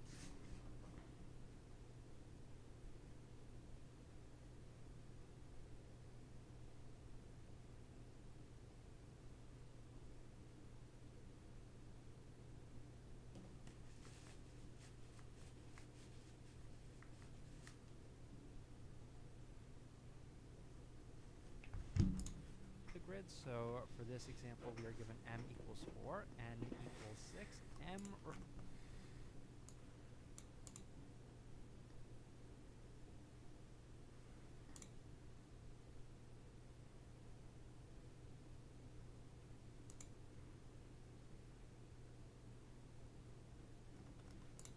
refers to the number of rows, and n refers to the number of columns. Now, if you were to swap these, it wouldn't really matter. It won't change the problem. Like if you just took this matrix and rotated it 90 degrees in either direction, it would not change the problem. So as long as you're consistent with how you use these two variables, you should be fine. The idea, though, is we're given two more parameters. One is a list of coordinates called guards. So that's what the G's represent. So there's a guard at 0, 0, at 1, 1, and at 2, 3. There's also a list of walls, and we're given 3 of them at 0, 1, 2, 2, and it looks like 1, 4. So that's what this matrix here represents. And sorry, I just realized that maybe the color scheme here was important for people who are colorblind, and maybe this is harder to see, but if you can't see the colors, that's okay, because honestly, what you want to be paying attention to is these arrows anyway. All these cells that have like an arrow within them, those are cells that are guarded. So you can see this guard over here. A guard can basically look in 4 directions, I guess, simultaneously. Don't know how that works, but that's what they can do. This guard can't look to the left. There's nothing there. Can't really look up either. Can't look to the right because there's a wall there. The wall is obstructing this person's field of vision, but they can look down. So they can see all these cells here. This guard can see this same cell, and it can see 2 additional cells, and it can see a couple cells over here. And this guard over here can see a couple here, over here, and then this additional one. This one was already seeable by this guard, so I guess it's double seen by these 2 guards, but it can see this one as well. So now, knowing all of that, we want to then determine what are all the cells that cannot be seen, how many of them are there. It looks like 1, 2, 3, 4, 5, 6, and then 7. So we would return 7 in this example. So how exactly do we solve the problem? Well, honestly, even a pretty basic simulation will work, but there's a way to make it slightly more efficient. Think about this for a second. First of all, remember that they didn't actually give us a grid. If you try to solve the problem without a grid, I mean, maybe it is possible, but it would be kind of annoying because think of this. Let's say we just iterate over all the guards. The size of the matrix is 4 times 6, so there's 24 total cells, and then we say, okay, well, we have 1, 2, 3 guards, so then a minus 3 from there. We have 1, 2, 3 walls, so minus 3 again, and now we just have to count the cells that are guardable, and then we subtract that total amount. So the problem just becomes figuring out how many cells are guardable. So you go through every guard and you say, okay, well, this one can't really look in any of these directions, but it can look down. All 3 of these cells are unoccupied, so we count them. We'd subtract those 3 from our total as well. And then you'd go to the second guard and do kind of the same thing. Okay, you can see these 2, you can see these 2, and you can see this one. But we already counted this one. So how do we know if we already counted a cell? I mean, now you might get into the thought process of using like a hash set or something, but why do that in the first place when we could just make the problem a little bit easier and just have a grid, and then instead of counting the cells that can be visited, we actually mark the cells that can be visited, and by visited I mean guardable. And so after we mark those, then the problem becomes pretty simple. All we have to do is, like after we've marked all of them, we can just then iterate over the entire grid and then count how many cells can't be seen. 1, 2, 3, and then it's going to be a total of 7 that have a position that cannot be guarded. And you might think, well, that seems kind of inefficient, doesn't it? Because for every single guard, we're doing, in the worst case, an operation where we'll have to scan entirely vertically and possibly entirely horizontally as well. That's going to be an n plus m operation. How many times are we going to do that? Well, however many guards there are. You could say that's g. In the worst case, g could be proportional to the size of the matrix, so it seems inefficient at first glance, but think about the implementation. Think about this for a second. Like, let me just kind of draw one row just to make it a little bit easier. Let's say we have a guard over here, and we could have a bunch more guards, but just to keep it simple, I'll just kind of do something like this. And let me actually get rid of this wall for a second. Let's say we go through this guard first. We see, okay, it can guard this position, and it can guard everything to the right of it. Boom, boom, boom. And then eventually we reach this guard. And at that point, we don't really need to go any further, because while we could keep scanning, we already know we're probably going to visit this guard sometime in the future, or maybe we have already visited this guard, so we could stop right there. Similarly, if this guy was a wall, we could have stopped as well. Now, maybe at some point in the future, we're going to visit this guard as well. We're going to go in both directions. We're going to go to the right, and then we're going to go to the left. So we'll maybe end up revisiting these cells. Is it really that big of a deal? Because it's not like it's going to be visited more than twice. Like, this entire row isn't going to be visited more than twice. None of these cells should be. I mean, maybe if there's another guard up above and they'll scan like vertically, we might. But still, in the worst case, I don't think a cell will be visited ever more than 4 times. In the worst case, there might be a guard above and there might be a guard below it. But basically what I'm getting at is, even though this solution might not seem that efficient, in the worst case, I do think it's proportional to the size of the matrix. Somebody can correct me if I'm wrong, but I'm pretty sure the way I'm going to be coding it up, at least, as long as you kind of initialize all the guards within the grid before you start running the simulation, it really shouldn't be much more inefficient than the size of the matrix. And practically speaking, it's not like we're going to have a ton of guards most of the time, so this solution should be pretty efficient. Let's code this up. So the big thing is just kind of having a matrix. I'm going to initialize it to be all zeros. So there's this many columns, and then we're going to have this many rows, m rows. If you don't know what this syntax is about, this is list comprehension.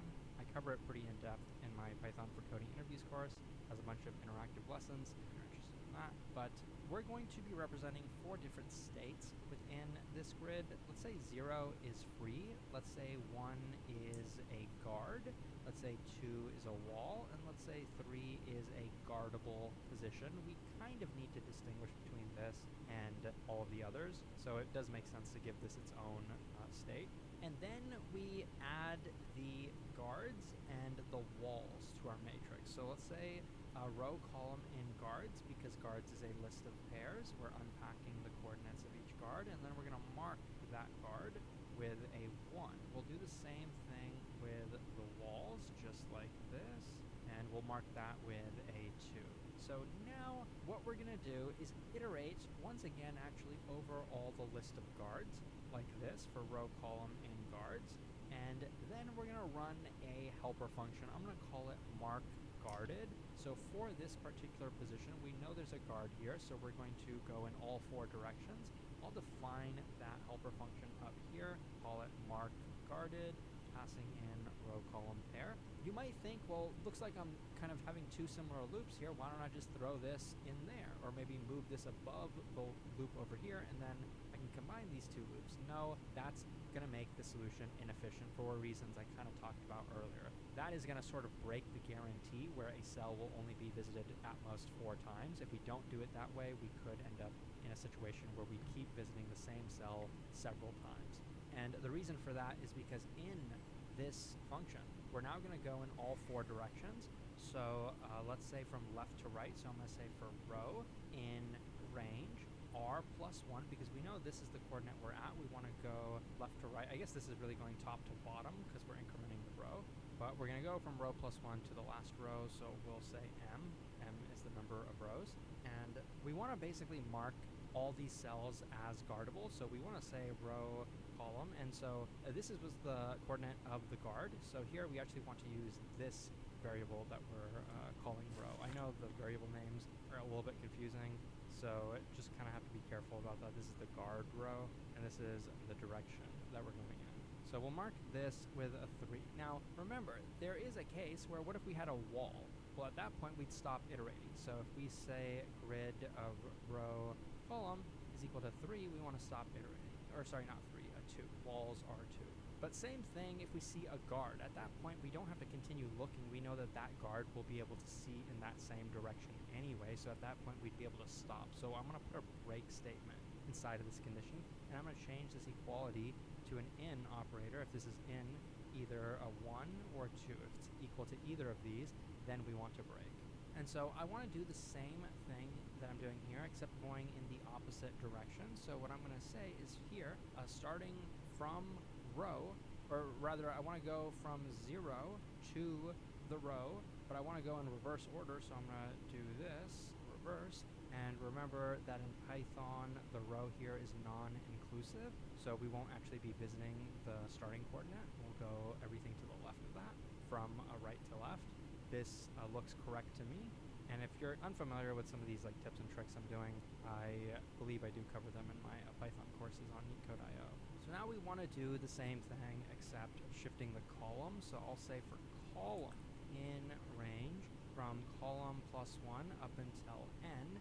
And I'm going to have some similar code as this. So I'll go ahead and just copy and paste it in there, except this time the row is going to stay fixed and the column is the thing that's going to be shifted. Same thing down here. And so we also want to do the same thing in reverse, so let me go ahead and just copy and paste that. So going from 0 up until column, but not including the column, but we want to do this in reverse order, so just wrap that in reversed. And I believe this is good. I might be missing something. It's really easy to make a mistake when you're copy and pasting code, but I think this is mostly correct. And you can see why this code is pretty repetitive. There's nothing really interesting about it. I think that's more or less the entire code.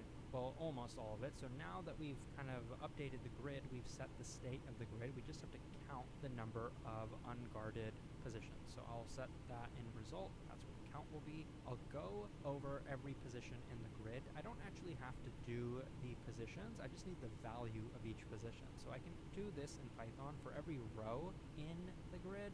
And then for every row, I want to get the value. So for every n in the row, if n is equal to 0, it's not guarded. So I can increment my result by 1. And then after that, that's what I want to return, this result value. So that's the entire code. I'll zoom out. It's going to be hard to fit all of this in one screen, so I'll have to kind of get rid of these empty lines. Sorry about that. But this is the whole code. Let's give it a run. And you can see here that it works, and it is pretty efficient for reasons I talked about earlier. There is a slightly different way to implement the solution, which will have the same time complexity. It's actually guaranteed to be the time complexity like m times n. So I'll briefly talk about that solution, and then I'll just show you the code of it. It's also pretty to left. I have a... Interesting. Okay, I'm getting hungry. I'm gonna go grab some lunch. I guess we'll come back to this problem tomorrow. Maybe a fresh mind. Guess we gotta get back to the cocoa eating one. Count on dotted cells in the grid.